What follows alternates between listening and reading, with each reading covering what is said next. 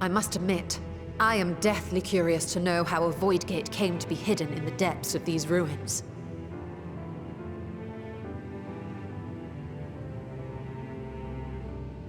To tell that tale, we must first peer far to the south, and even further into memory.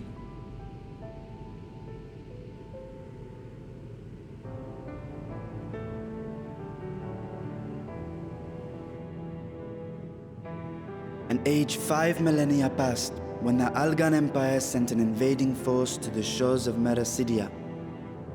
The southern people rallied around the commanding figures of Bahamut and Tiamat and fought fiercely to repel the would-be conquerors. With Bahamut's defeat, however, the tide turned against them. Desperate to seize any advantage, the Mercidians resorted to summoning primal entities. In response, Emperor Zande forged a covenant with the Cloud of Darkness, sovereign among the all-devouring denizens of the Void. Thus bolstered by icons on one side and Voidsent on the other, the two armies clashed in a battle of unspeakable carnage. So much death, so much loss.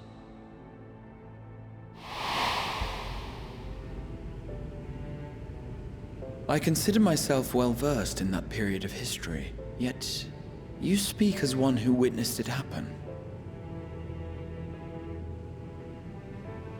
Indeed, I did.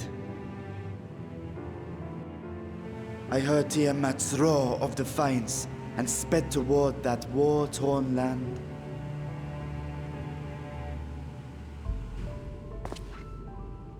Along with my sibling, Ashdaya.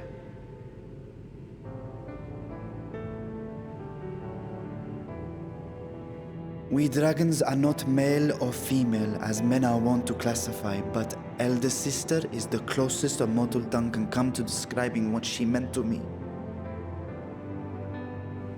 I was the last of our brood to hatch, and Ashdaya cared for me where my sire could not. Thus I was with her when Tiamat roared. I was with her when she journeyed south, and I was with her when she fought against the Void-sent hordes.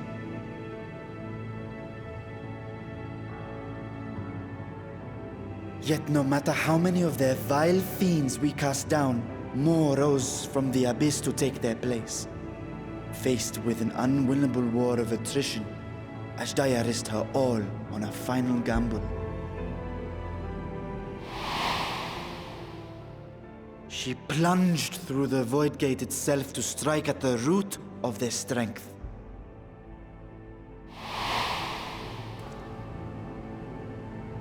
I tried to follow in her wake, determined to lend what aid I could. But even as I came upon Alag's glittering tower, I saw the rift close behind her. And Ashdaya has been lost to us ever since. I find I must retract my earlier claim of historical knowledge.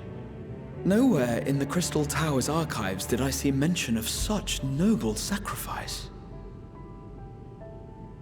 That does not surprise me.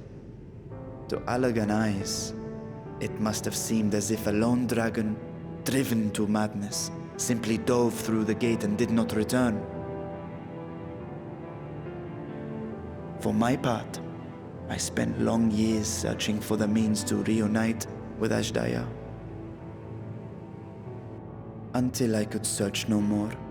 Until Alag was dust, and the art to open a void gate large enough to accommodate a dragon forever lost. Yet you have the beginnings of a gate right here, under the control of a harnessed device. My discovery came before Radzat was founded. Though I scoured the lands for a method to cross the rift, it was beneath the sea that I chanced to find a natural planar fissure. It was, however, far too narrow to admit a worm's bulk. Only after our city rose upon the rock, and I could enlist the aid of our talented alchemists, did matters take a favorable turn. Their dedication was beyond reproach. Tirelessly, they worked to expand the fissure. And after decades of toil, it finally grew to a size that a child might pass through.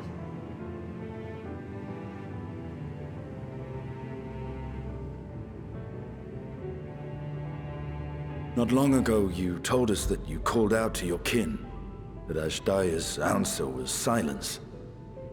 I suspect the conclusion to your tale is not a joyful one.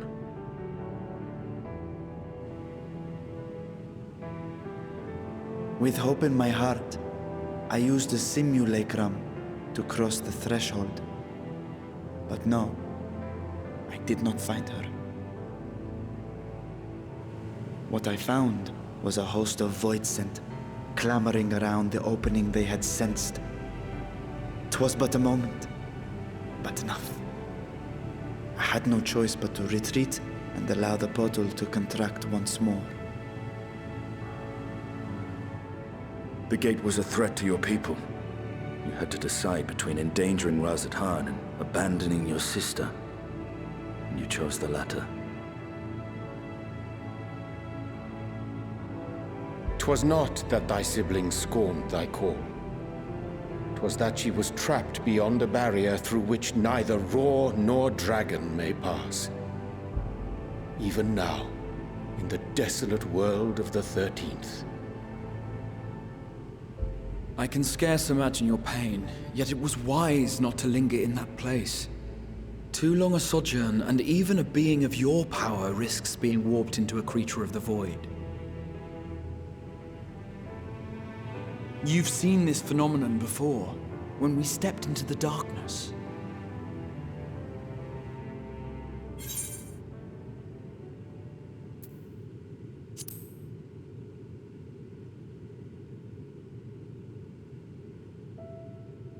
Turned purple?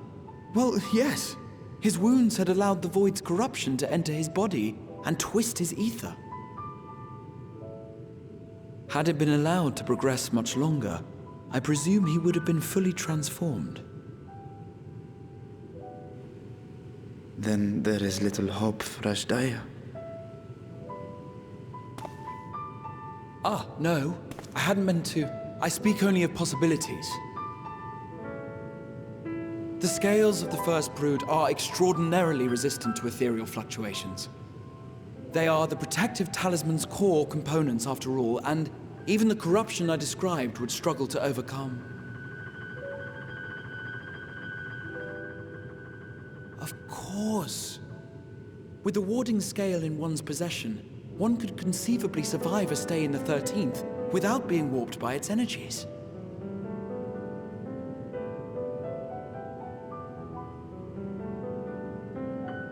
Be that as it may, it is too late to rescue my sister.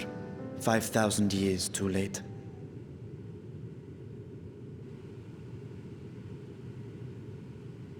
And now countless others look to me for guidance and protection.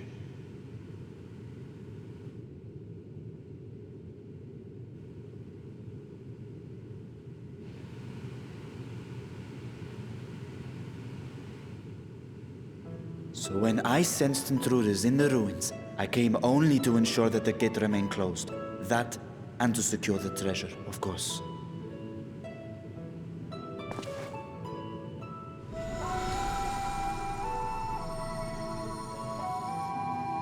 I wish only to forget the rest.